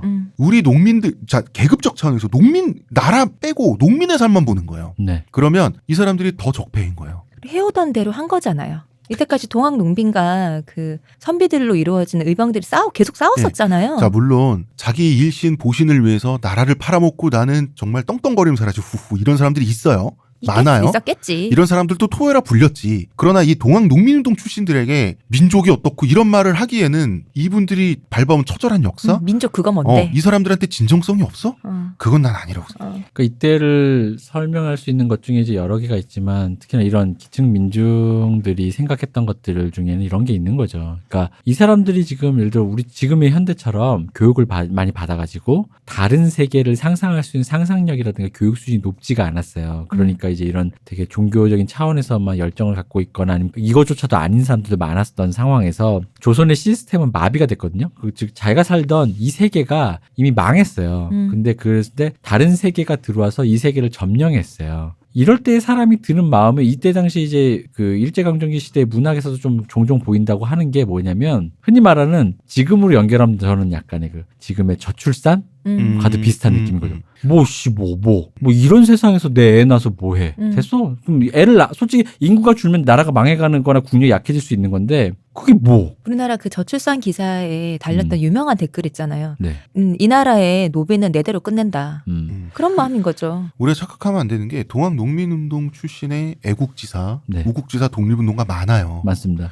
다 존경해 마땅한데 그러면 그렇지 않은 동학농민군 출신은 다 폄하돼야 되느냐? 그게 아니라 존경폄하를 뜻을 이해를 해야 되는 거예요. 자, 다시 한번 복습을 하면 빨리 끝낼게요. 김계난파 동학교도가 많이 살아남았다 그랬죠. 네. 김계난파 동학교도는 뭡니까? 계급주의자들이에요. 이 사람들은 이 민중은 양반들에게 수탈당해온 어떤 그 계급의식, 네. 우리가 저항해야 된 계급의식을 많이 느끼고 있는데 이 양반들은 나라 지킨다고 의병 조직해서 이 민중들을 계속 탄압을 해요. 그럼 이 사람들이 자기네들이 본 진짜 악마들은 조선의 양반들이에요. 이 사람들을 후드려 패는 게 단지 분풀이가 아니라 네. 사상적이기도 해요. 맞아요. 적의 적은 또 친구가 될 수 있지 않나요? 그것도 인정을 해야 된다는 거예요. 그러니까 저는 아까 방금도 말씀드렸지만 저출산을 하고 있는 지금의 대한민국 국민과 별로 다르지 않다고 나는 봐요. 인구가 있어야 나라가 유지되겠지만 그건 모르겠고 저출생인 거 뭐. 라는 느낌과 결코 다르지 않고 근데 그렇게 해서 내 생각을 조금 더 행동의 노선에 옮겼을 때 그게 우연찮게 어딘가에 누군가 바라봤을 때는 바로 이렇게 토의 배처럼 토착 왜구처럼 그렇게 불리게 되었다는 거죠. 네. 그리고 이 토의배 중에 가장 슬픈 사람 이용구란 사람 얘기를 해야 됩니다. 이 사람 정말 서글픈 사람. 이용구는 손병희, 의암 손병희의 총애하는 제자였어요. 네. 북접 계열이죠. 같이 일본에 망명했었군요. 망명했을 때 같이 갔어요. 같이 가는데 손병희는 일본에서 망명하면서도 이름을 바꾸고 신분을 세탁한 상태에서 살았지만 조선인 부호 행세를 했어요. 그만큼 왜냐하면 동학 교도들의 모든 그 헌금은 북접에 모이게 돼 있잖아요. 네. 그쵸. 그래서 사실 풍요로운데 이제 그리고 교주한테 몰릴 거 아니에요. 그럼요. 그런데 이제 이용구는 이제 그런 교주를 잘 보좌를 하면서 같이 서구 문물에 눈 떠요. 네. 그리고 나서 이제 이용구가 총애하는 제자일 때에는 손병희의 지시를 많이 받아요. 그래서 손병희의 지시 내지는 허락에 의해서 이용구가 진보회라는 단체도 만들고 주역이 되는 거예요. 이 진보회는 뭐냐면 우리도 진보해야 된다. 우리도 지금 이렇게 수구적폐에 머물러 있으면 안 된다. 서양 문물이 세계를 지금 이러고 있는데 그러니까 이 진보가 손병희가 생각한 우리도 검은 옷 입자. 우리도 머리 깎자. 이런 차원이었어요. 그런데 손병희는 일제에 대해서 민족 독립과 자강을 추구했지만 손병희도 일제를 그렇게 미워하진 않았어요. 그럴 수밖에 없어요. 이해하자는 거예요. 네. 이용구도 마찬가지였어요. 그래서 일본군을 도와서 그러니까 일본군을 도와서 우리 민중도 좀 도와서 같이 어떤 그런 일은 이용구를 많이 시켰다고. 그러니까 뭐냐 하면 러일 전쟁할 때 러시아보단 일본이 나는 거지. 그러니까 러일 전쟁할 때 일본군의 물자를 수송해주는 역할 이런 거 동학교도들이 많이 했어요. 이용구를 시켜서 손병희가. 뭐냐 하면 일본군이 한반도를 통해서 러시아 그 국경지대까지 가서 러일 전쟁 싸워야 되지 않습니까? 네. 그럴 때 우리나라 산세가 너무 험악하니까 일본군 물자가 못 가요. 다 이거 우리나라 지게꾼들이 해준 거예요. 이고 지고 가는 거죠. 예, 이거 동학교도들이 손병희의 지시로 싼 임금에 그만큼 일본에 대해서 일본이 옳다가 아니라 우호적이었다. 그게 민족 배신의 차원이 아니라 조선 민중을 위해서는 일본이 낫다고 판단을 항상 했기 때문에. 근데 이런 과정에 의해서 이용구는 친일파가 돼요. 그래서 손병희의 책임도 있어요. 악의가 있는 게 아니라. 그런데 나중에 이용구는 이 일제에 이용당해요. 이용당해서 이 진보회, 손병희의 거의 지시나 마찬가지로 만들었던 동학교도들로 이루어진 진보회가 일진회로, 친일단체 일진회로 와서 나중에는 진보회가 일진회를 먹어버려요. 그래서 일진회의 지도자가 이용구가 됩니다. 네. 그래서 한일 합방을 하기 위해서 정말 일본의 개처럼 일하게 돼요. 이용구는 이게 대한제국, 이게 우리나라와 우리나라 민중을 위하는 일이라고 착각하고 이용당을 당해요. 그리고 나중에 한일 합방이 되자 이용구는 절망합니다. 난 이용당했구나. 나는 바보가 아닐까? 속았구나. 그래서 일본에서 아주 한일 합방하는데 큰 공을 세운 그 사람이잖아요. 그래서 조선 귀족, 백작 남작 이런 거 있잖아요. 이런 자기까지 내려주는데 이걸 거부하고 병들어요. 사람이. 병들어서 쓰러져서 일어나지 못하고 죽거든요. 절망 속에서. 그리고 자기를 그렇게 만든 거나 다름없는 의암 손병희로부터도 버림받습니다. 의암 손병희는 친일파는 아니에요. 민족 자강을 꿈꿨는데 그 과정에서 일제도 도움이 될 수 있나 없나 이런 사람이었는데 이 사람이 자기 제자가 친일파가 출교시켜버려요. 누가 너한테 거기까지 하래 이런 누가 건가? 친일까지 하래. 시키는 거나 하지 누가 그것까지 하래. 일본의 우호적인 것도 필요하면 우리 민족이 이용할 수 있다지. 그러니까 이 사람은 진정성밖에 없었는데 너무 슬프다. 다 버림받고 민족으로부터 버림받고 지금 친일 부역자 명단에 올라가 있고 일본 귀족 명단에 올라가 있고 이분은 절망 속에서 죽어. 그러니까 굉장히 이런 서글픈 인간도 그렇네요. 역사는 만들어냈다는 거죠. 근데 이용구 같은 개인은 이용구 같은 사람이 특이 케이스가 아니라는 거죠. 이런 이 시대 사람들은 이런 사람들이 많았어요. 여기서 지금 토해배라 불렸던 동학농민운동 출신의 사람들이 그 지게를 지어서 지리산을 넘어서 물자를 지고 갔을 사람의 마음을 생각해 본다면 그리고 그 사람 마음속에서 이까 조선인지 뭔지 내 평생 내 아버지들까지 평생 사람 못 살게 굴던 이놈 새끼들이 외놈 순사들이 와가지고 못 살게 군다. 난 사실 그 꼴 보기 좋네라는 말을 얼마든지 했을 거라고 나는 보거든요. 그리고 거기까지 그 산고개를 넘어가면서 지게질한 거 얼마나 고된 일입니까? 네. 그거를 적은 임금을 받고 그걸 봉사해 주는 거잖아요. 네. 거기에 진정성이 없다? 어떻게 거기에 진정성이 없을 수가 있어요? 그렇죠. 정말 슬픈 얘기입니다. 네. 이거. 슬픈 그 결과 나라가 망했으니 네. 정말 슬픈 얘기입니다. 그러니까요. 그러니까 함께 나는 이런 느낌이 드는 거야. 아까 저출산 얘기 계속하는 이유가 그냥 함께 같이 죽자. 이런 마음처럼 느껴져요. 맞아요. 뭔진 모르겠는데 다음 패턴이 뭐가 있는지 모르겠어. 그러니까 후천 개벽이 뭔진 모르겠지만 그럼 여기서 죽자 그냥. 어떻게 되든지 한번 꼬라지나 보자. 내가 그런 뜻인 거지. 이 나라의 다음을 내가 왜 걱정해줘야 돼? 나는 근데 그 마음이 누가 남들 보기엔 이 삐뚤어진 새끼 뭐 이렇게 생각할 수 있지만 그게 얼마나 깊은 절망과 슬픔 속에서 나왔을지 생각하면 나는 좀 그게 그렇죠. 좀, 그리고 이 얘기는 우리나라가 일본에 침탈당해서 일제 36년이 시작되기 전이에요. 네. 그 전이기 때문에 이때 당시엔 정말 나쁜 놈이 일본이 될지 러시아가 될지 청나라가 될지 아무도 몰라요. 맞아요. 그래서 이미 그래놓고 거기서 꼬였는데 그걸 풀지도 못한 채 그걸 풀겠답시고 뭘 하면서 자기들끼리 청나라를 끌어들여 일본을 하면서 나라가 함께 망해가는 그 와중에 있었던 되게 슬픈 얘기인 거죠. 그리고 이용구가 정말 순수했던 사람인 게 일본으로부터 이제 이렇게 우리 일본을 위해서 노력 봉사를 해주면 만주에 가서 낙원을 건설할 기회를 주겠다고 그 기회를 갖고 싶다고 해서 일본의 허락을 받아요. 네.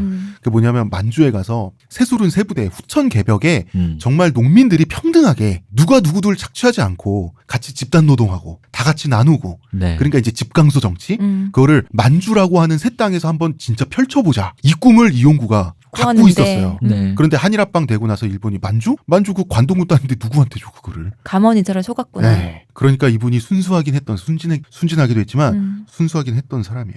그 이전까지는 못 믿을 이유가 없었으니까요. 자 그럼 우리 일진회 얘기해야죠. 네. 일진회가 우리가 알고 있는 친일 아주 악질 단체 일진회가 생겨난 그게 배경이? 일진회라고 하면 토회 중에 토회 아닙니까? 그렇죠. 바로 그렇기 때문에 동학 농민운동 출신이 80%가 됐던 거예요. 일진회. 근데 과정을 보면 잘잘못을 떠나서 이해가 되지 않습니까? 네. 그렇죠. 이거 이해 안 되면 그러니까 이거 사이코패스야. 아니 이해를 하자고 이해를. 이게 이해가 안 되면 뭐 싫을 수는 있는데 좋고 싫고 호불호는 있을 그렇죠. 수 있는데 이게 이해가 안 된다는 거는 정말 순결한 사람이야. 그러니까 단 한 명도 자기의 선조가 단 한 명도 탐관오리가 없고 단 한 번도 뭔가 삿된 그걸 없이 이게 안중근 선생님 같은 분으로 한 30대, 50대가 다 채워진, 반개까지 다 채워진 그런 분이야. 뭐 선조까지 아니라도 본인 자체가 태어나면서 지금까지 한 번도 그런 어떤 신념이나 생각이 흔들린 적이 없는 사람이어야죠. 본인만 그러면 안 된다고. 그럼 안 돼? 할아버지 가지까지 올라가서. 그런 기야? 안 돼. 사피엔스까지 올라가야 돼. 진짜 순혈이어야 돼. 그러니까 아까 말씀하신 것처럼 순혈 사피엔스 흑인인데. 그러니까 이런 거 싫고 좋을 수 있죠. 난 이거 아무리 그래도 싫다 할 수 있지만 네. 이해할 수는 있잖아요. 그러니까 이거지. 이해를 한다는 건 싫어요. 싫은데 그 싫은 게 혐오한다, 배척한다가 아니라 슬프다. 그럴 수도 있었겠다라는 마음. 이건 역사의 서글픔이지. 그래 친일했어? 그럼 배제해. 악인이야. 그냥 이렇게 말할 건 아니라는 거예요. 이렇게만 생각했으면 그냥 저는 사실 그래요. 난 진짜 소심 있는 입장에서 내가 아니어서 다행이다라는 말밖에 난 못하겠어요. 맞아요. 그리고 이용구에 대해서도 이용구란 사람이 친일 부역자 명단에 지금 올라가 있고 네. 예? 그렇게 돼 있죠. 그렇게 규정된 건 어쩔 수 없어요. 친일을 했으니까. 그러니까 올라간 것도 사실이죠. 이상하지 않잖아요. 그런데 이 사람의 그 서글픔, 인생의 결국 실패로 이용만 당하고 끝난 근데 이 사람은 진정성만 있었잖아요. 그러니까 이분 생의 궤적을 볼 때 그건 너무 슬프잖아요. 그렇죠. 그렇게 친일했다고 욕만 먹을 일이냐는 거죠. 네. 욕 먹어도 돼. 근데 슬프잖아요. 그러니까 욕만 먹을 일이 아니라는 거지. 자 이렇게 이제 천도교가 됐죠. 농학은. 네. 동학은 농학.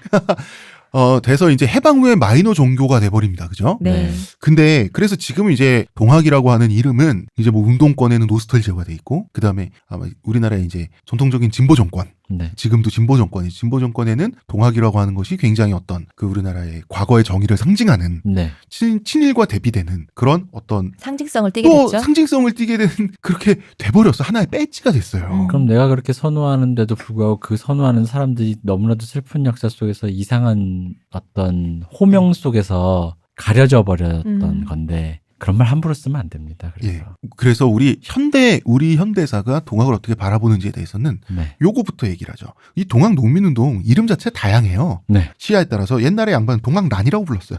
그다음에 동학폭동이란 말도 가능하죠. 가장 동학 농민운동을 상찬하는 말은 동학 농민혁명이겠죠. 그렇죠. 혁명이란 게 가장 높여준 거 아닙니까? 네. 예, 이 혁명이란 말을 가장 먼저 사용한 사람은 국가재건 최고회의 의장이던 시절의 박정희 전 대통령입니다. 기념비를 세웠고요. 동학혁명 기념탑으로 유명하죠. 그리고 우금치 고개에는 그 동학혁명군 위령탑을 세웠어요. 자, 이게 왜 이해가 안 되신 분들 많을 거예요. 왜냐? 적폐, 좌우, 그리고 친일파, 그리고 나쁜 사람, 독재자 이런 기준으로 네 편 내 편 가르는 그런 세계관으로는 이해가 안 되지. 이 행동을 이해할 수 없어요. 왜냐면 그런 흑백 논리로는 그 반대편에 박정희가 있어야 되거든. 유신 박정희, 독재 친일, 화신이. 유신, 전두환. 그리고 그런 박정희는 오히려 이런 역사를 축소하고 왜곡하고 천황을 찬양하고 미소라 히바리 노래만 듣고 이래야 되는데 네, 계급적으로 보자고 박정희의 아버지는 동학 접주 출신이에요. 음. 그리고 머슴 출신이에요. 네. 동학 접주 출신의 머슴 출신이야. 집안 자체가. 그러니까 박정희는 동학에 대한 어떤 그런 이해력이 높을 수밖에 없어요. 요걸 퉁쳐서 그래 토착외구가 토착외구를 이렇게 농민 그 국가적인 뭘로 해줬구나라고 또 이렇게 하면은 슬픈 얘기라는 거죠. 네. 그렇게 말하면 지금까지 동학을 상찬했던 지금 정권도 다 바보가 돼야 되는 그렇죠. 거예요. 그러면 지금 동학 얘기하는 모든 사람들이 음. 다 이상한 사람 되는 거예요. 최소 속은 사람인 거지. 예. 그리고 당시에는 대통령 선거를 앞두고 박정희가 그 유권자 절대 다수가 농민이지 않았습니까? 네. 잘 보여야 돼요. 당시 농민들은 실패한 동학 농민운동에 대해서 그래도 우리 거였잖아. 그게 있었기 때문에. 그래도 우리 편에 서서 싸웠던 사람들이었잖아라는 마음이 있는 예. 거잖아요. 그리고 박정희의 정적들, 네. 대선 경쟁 후보들 네. 다 양반가 지주가문 출신이에요. 그쵸. 근데 이 사람들은 다 독립운동한 우국지사들이에요. 그러니까 민족성에는 박정희가 밀려요. 시계도 싼 거였죠. 예. 하지만 박정희의 강점은 있죠. 출신 계급. 네. 출신 계급은 농민 출신이란 말이에요. 네. 그렇기 때문에 그걸로 그 계급적인 걸로 농민들에게 어필하려면 어필할 수 있는 거죠. 이 동학 그 우금치 위령탑 세워줄 수 있는 거예요. 네. 그래서 남접의 중심이 우금치에서 다 죽은 사람들은 전라도민들 아닙니까? 전라도 득표율 1위 박정희였죠. 네. 이게 역사가 그렇게 단순치 않다는 거예요. 그리고 한국인은 말이죠. 박정희 첫 번째 대전에서 그 당시에 반대편에서 박정희 빨갱이란 얘기밖에 안 했어요. 네, 맞아요. 네, 맞아요. 그렇지만 박정희 됐죠. 당선됐죠. 네. 그러니까 빨갱이로도 안 되니까 두 번째에서는 박정희 저 친일파라 그랬어요. 만주군 장교. 만주군 장교 독립군 때려잡고 그런데 더 높은 득표율로 당선이 돼요. 왜냐? 그러니까 민족적으로는 박정희가 뭐가 없어요. 박정희에겐 계급적 그쵸. 배경이 있는 거예요. 그렇죠. 박정희는 뭡니까? 가난한 소장농 출신으로서 동학과도 연결돼 있고 빨갱이 남로당 했다 이거잖아요. 그거 싫어하지 않았어요. 농민들이. 그리고 그 만주군으로 갔다라는 것도 만주군에 갔던 여러 사람들 거기에서도 역시나 그런 계급적 배경이 작용한 것도 있어요. 어쨌든 간에 기회를 갖기 위해서 무언가 출세의 기회를 갖기 위해서 갔다는 거고 뭐 그걸 친일적인 행동으로 봐도 상관없고 그걸 그냥 뭐 출세 야욕 개인주의적인 야욕 뭐로 생각해도 상관은 없습니다만은 어쨌든 간에 이런 계급적인 배경에서 나온 욕망의 소산이라는 것까지는 이해는 돼야 되는 네. 거죠. 그러니까 그거 어쨌든 당시 사람들은 독립운동가들 멋있죠. 존경했어요. 네. 독립운동 했던 분이 이렇게 동네에 가면 사람들이 길 비켜주고 고개도 숙이고 그랬다고. 그런데 선거를 할 때는 자기 출신 계급의 공통점을 찾아서 선거할 수 있어요. 그 선거가 나쁜 선거인가? 그죠? 네. 그 박정희 경제성장 정책 내적 구조 사회주의적이었잖아. 그쵸. 이 사람 동학 계열이 맞아요. 동학의 아들이 맞아. 이렇게 보면 여러분들 굉장히 세계관이 지금 어질어질 하실 분들이 계실 텐데 한일협정 할 때 우리 굴욕협정이라 그랬잖아요. 네. 우리 배상 일제 36년의 고통을 그깟 몇 푼 배상금에 팔아 넘기다니. 근데 이 배상금 받아서 우리 경제 발전했잖아요. 네, 그렇죠. 야권에서 유일하게 박정희 지지했던 인물이 DJ예요. 다카키 마사오를 토요타 다이주가 지지했다고?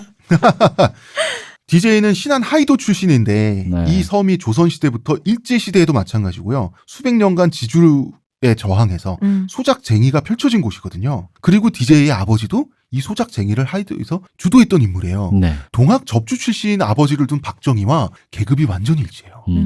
이 계급, 이 두 계급을 공유하는 두 사람은 비록 위치는 다르고 하나는 여야, 하나는 대통령이고 지금 하나는 야에 있지만 민족적 자존심보다는 먹고 사는 문제가 더 중요하다고 생각한 거예요. 배상금 문제에 있어서. 그렇죠. 그래서 이후에 이제 이게 뭐 포항제철이라든가 그런 기간 산업에 이제 그 자금이 됐던 것인데 네. 그러다 보니까 한국에서 이제 그런 류의 재벌은 어쨌든 간에 국가 기관 사업, 국책 사업의 일환이었던 성격이 있다 보니까 그래서 바로 그런 성격을 갖고 있다라는 지점을 지금에 와서 너무 손쉽게 잊어먹고 있다라는 게 문제인 거지. 그걸로 재벌 키워줬다가 문제인지는 난 잘 모르겠다는 거죠. 물론이죠. 네. 그 필요성을 DJ는 공감을 했어요. 네. 야권에서 유일하게 그 필요성을 공감한 유일한 사람인 DJ와 박정희의 출신 계급 배경 네. 이런 것들의 그 유사점은 굉장히 시사하는 바가 큽니다. 저는 좌우에서 모두 서로를 친일파에게 이름으로 그럼 너도 뭐냐 하고 부르기 때문에 우리가 이런 얘기 할 땐 두 분을 다 일본 이름으로 불러줘야 될 것만 같아요. 다카기마사오의 경제정책에 찬성한 사람은 도요타 다이주다. 그러니까 됐니? 여러분? 됐어요? 조선일보도 됐고 한겨레도 됐지? 그러니까 좌우가 서로 넌 친일파, 넌 빨갱이 이게 이 일화 속에서는 모든 게 다 의미가 없는 거예요. 모두가 원하는 호명으로 내가 해줬어. 우리 안 하려면 얼마나 이게 국공합작적인 방송이냐. 애국하느라 지치네. 그러니까. 일본 사람한테 일본어 잘하는 사람 반인 반신을 일본어로 뭐라고 하나요? 다카키 마사오라고 한다. 그러니까 자, 이 박정희가 동학에 대한 박정희의 이 애정 있죠. 네. 이거는 이해할 수밖에 없고 실제 본인의 출신 계급부터 본인의 경제 정책까지 맞아떨어지는 부분이 있어요. 그러니까 박정희의 형, 뭐지 박상희. 네. 예. 박상희 씨가 그 진짜 빨갱이의 거두가 되는 거는 그쵸. 이게 기본적인 사상적 흐름이 일치한다니까. 그 맞아요. 계급적인 거에서 빨갱이로 가는 게 너무나 자연스러운 흐름이라니까. 그러니까 이게 요즘 유행하는 말로 이게 근본력 있는 거예요. 맞아요. 그래 박정희에 대해서 반대할 수도 있고 찬성할 수도 있지만 근본력이 있다. 근데 재밌는 게 말이죠. 이제 박정희 다음 대통령이 전두환 아닙니까? 네, 그렇죠. 근데 전두환도 전봉준 추앙 사업을 진행을 했어요. 네. 전두환은 전두환만의 이유가 있었습니다. 같은 전시라서. 아, 그건 뭐 이해 가능하네요. 이해합니다. 네. 야, 이렇게 갑자기 근본력이 없는 이 사람 정말 뭘 해도 이 사람 근본이 없어요. 아, 왜 본대 찾아서 해줬는데 왜? 이왕이면 같은 성씨면 좋지 뭘. 이 토착 외구라는 말, 토해배라는 말. 네. 이걸 민족을 중심으로 놓을 것이냐, 계급을 중심으로 놓을 것이냐에 따라서 이거는 전혀 달라지는 얘기가 되는 거예요. 네. 네. 그리고 계급을 중심으로 놓아서 토해라고 불렸던 어떤 사람들도 네. 그 안에는 순수하고 진정성 있고 나름대로 이 사회를 위해서 헌신하고자 희생한 사람들이 있긴 있는 거예요. 꽤 많이. 이런 건 있는 거죠. 그럼 계급을 중심 삼는다고 하는 사람한테 이렇게 민족주의적인 가치가 좀 더 공고하신 분들은 이렇게 말씀하실 수 있어요. 나라가 망했고 어디 기댈 데도 없는데 그놈의 계급이 뭔 상관이냐. 아까도 얘기했지만 나라는 나에게 너무 먼 가치였던 사람들이에요. 그리고 이분들에게 나라는 비빌 때라는 의미의 그 비빌 때가 없었던. 그러니까 우리가 왜 예전에 우리 어머니 세대가 그 보트 피플 네. 월남전에서 이제 네. 그 하셨던 그 베트남 사람들의 그 보트 피플 그 모양을 보고 나라가 없으니까 저렇게 비빌 데도 없이 남의 나라에 거지처럼 들어와서 이렇게 산다고 이런 말을 많이 하셨단 말이에요. 그래서 나라 있는 건 정말 중요하다라고 했는데 그 나라 있는 건 정말 중요한데 역설적으로 그걸 이때 느낄 수가 없잖아요. 이 사람들은 바로 그 보트 피플 같은 마음이었다는 거죠. 내가 기댈 데가 도대체 어디 있었단 말이지?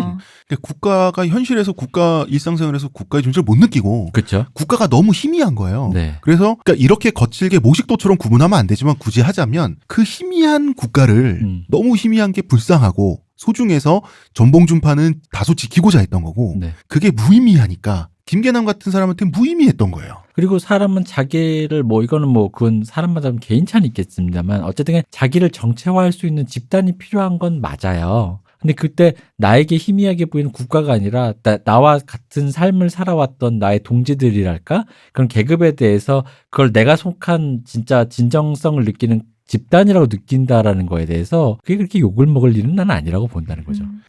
동학농민을 학살했던 양반 출신 동학농민도 학살하고 왜군과도 싸웠죠. 네. 예국지사들은 지금까지 이분 존윅이네. 네. 예국지사들은 근데 이게 조선 양반들이 당시 어떤 사고가 있었냐면 상놈은 상놈이라서 쳐나고 그다음에 일본 사람은 외놈이라서 쳐냈어요. 그치. 그쵸. 그러니까 그 중국인 다 떼놈이고 그다음에 우리 빼고 다 천하지. 그 서양 사람 다 양놈 코쟁이고 그러니까 이 사람들이 생각하는 이 세계에서 존귀한 인종은 조선 양반밖에 없어요. 소중한 우리밖에 없어요. 그리고 조선 인도 아니고 조선 양반이에요. 네, 그쵸. 맞죠. 그러니까 이 사람이 양반 의병들이 동학농민군 찔러 죽일 때랑 왜군들 찔러 죽일 때랑 똑같이 무감정했다는 거예요. 그렇죠. 근데 그것도 이해됩니다. 네. 그럼 이 사람들은 존경에 마땅한 독립지사고, 존경에 마땅할 수 있어요. 우리나라 어쨌든 그런 활동에 의해서 독립한 나라니까. 네. 그런데 그럼 동학농민군에 대한 건 어떠냐? 근데 내 말은 이거예요. 동학농민군들의 투쟁을 있는 그대로 이해하고 역사 속에서 우리가 이해하고 승리할 수도 있는 거잖아요. 그런데 자, 지금 우리나라 그 진보적인 정치 세력은 동학농민군을 원래부터 상찬해 왔어요. 그리고 지금 정권이 진보 정권이에요. 그래서 동학농민혁명 참여자 등의 명예회복에 대한 특별법이란 게 제정이 됐어요. 네, 네. 맞습니다. 지금 2018년에 작년에 제정이 됐어요. 네. 그러면은 동학농민혁명의 모습 그대로 분명히 토베로도 불리고 여러 그게 있었지만 그걸 우리가 품고 이해하고 가급적 인정도 하자라는 차원이 아니야. 보면 말이죠. 제1조 목적. 이 법은 봉건제도를 개혁하고 일제의 침략으로부터 국권을 소화하기 위해서 동학농민혁명에 참여한 사람의 애국애족 정신을 기리고 계승 발전시켜 민족 정기를 복돋우며 동학농민혁명 참여자와 그 유족의 명예를 회복함을 목적으로 한다. 애국, 독립, 항일, 반일 이거밖에 없네요. 어째서 추모의 이유가 네. 그거여야만 하는 거예요.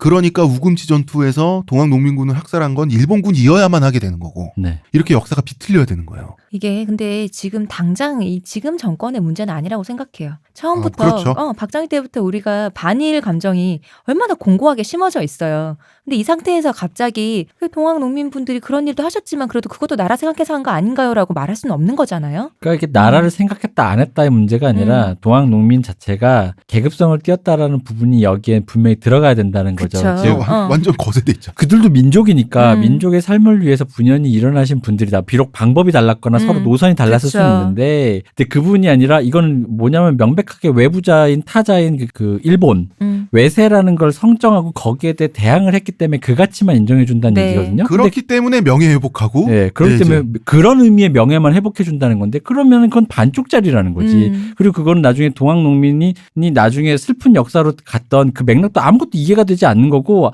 그리고 이건 뭐냐면 이런 법을 만들었다는 결국 역사를 기린다라는 건 우리 후손들에게 그 역사에 대한 걸 가치를 가르쳐 주는 건데 아무것도 가르쳐 줄 수가 없다라는 거지. 그러니까 좋은 편, 나쁜 편, 친일파, 독립파 요 얘기밖에 없는 거예요. 전선의 선명함만 가르쳐 주고 맞아요. 그 역사가 갖고 있는 그 슬픔에 대해서는 아무것도 가르쳐 주지 않고 외면하고 있다라는 얘기죠. 이건 반쪽짜리라고 이런 거는. 그리고 지금 정권 세력 사고의 한계를 보여주는 문장이기도 해요. 이 1조는.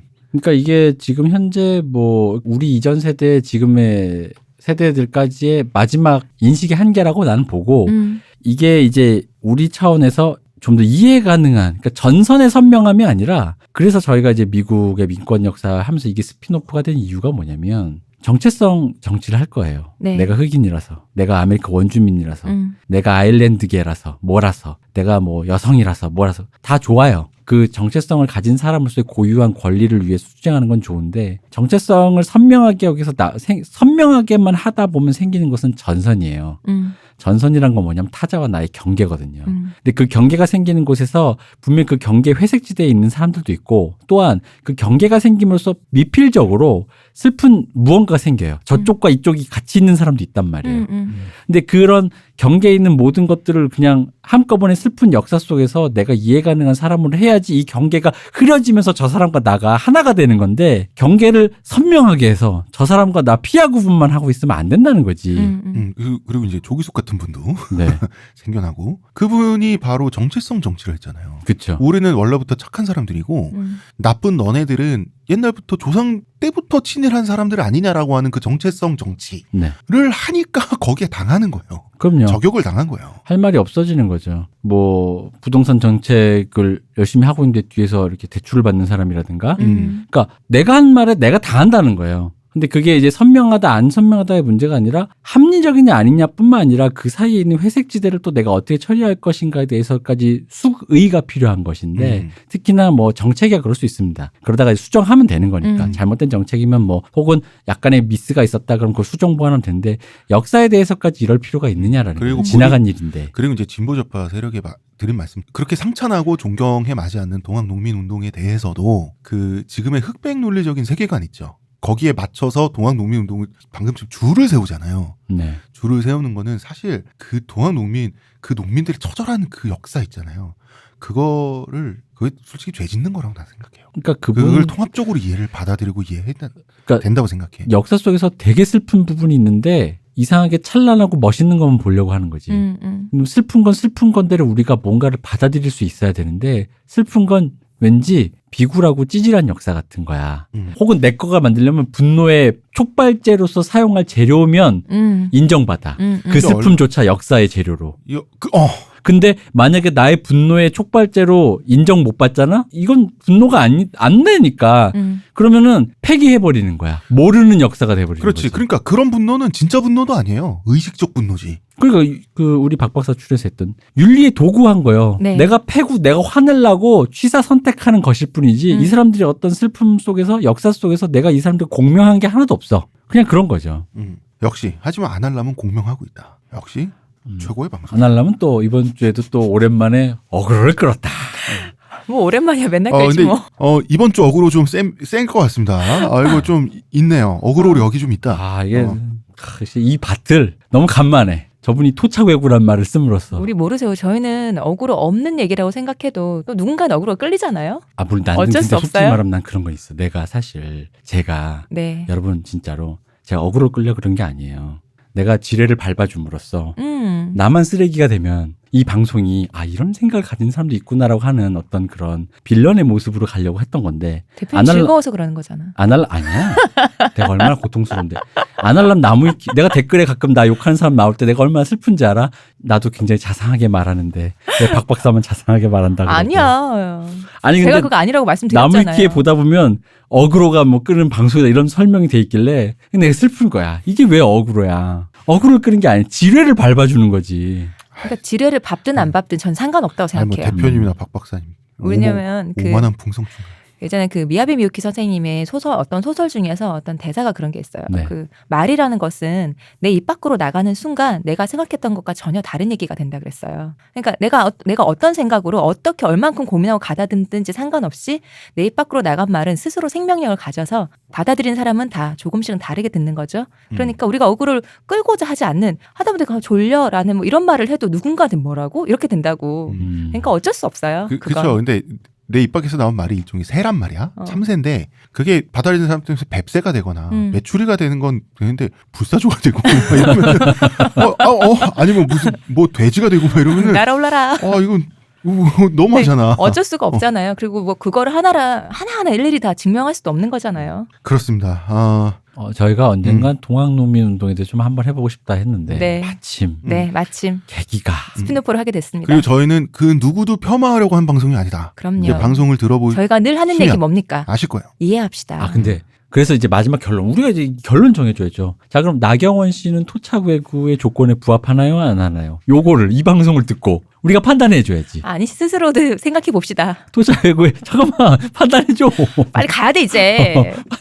또 너무 늦었다고. 그거는 대표님 노코멘트? 아니 부르는 사람 마음이야. 그런가? 그건 부르는 사람 마음이잖아. 어쨌든 그 나경원 의원 본인은 굉장히 싫어하는 걸로 보이고 있습니다. 어떻게 좋겠어요 그런 말이.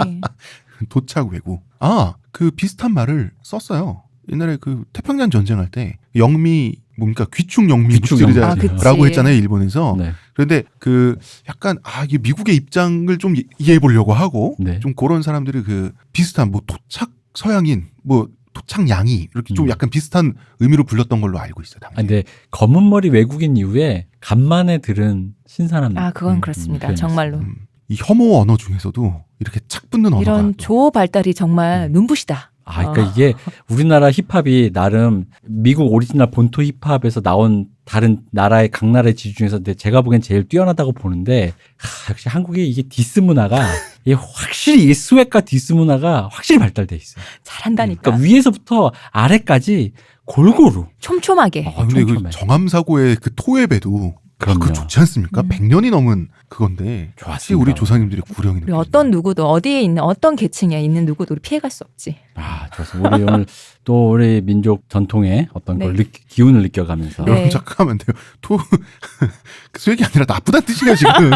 여러분 진짜 착각하면 안 돼요. 오늘도 애국하는 애국방송 애널람 여기까지 할까요? 근데 사람이 아무리 싫어도 그럴수록 말은 반대를 하거나 비판할 땐 세련되게 해야 돼요. 토착 외교라고 부르는 순간 똑같은 사람 되는 진짜. 난 그렇다고 봐. 애국방송 애널람 여기까지 하겠습니다. 여기까지 하겠습니다. 홍대선 작가님. 교주라고 불러줘요. 홍대선 교조님. 감사합니다. 이동규 대표님. 감사합니다. 감사합니다. 쉬우셨습니다.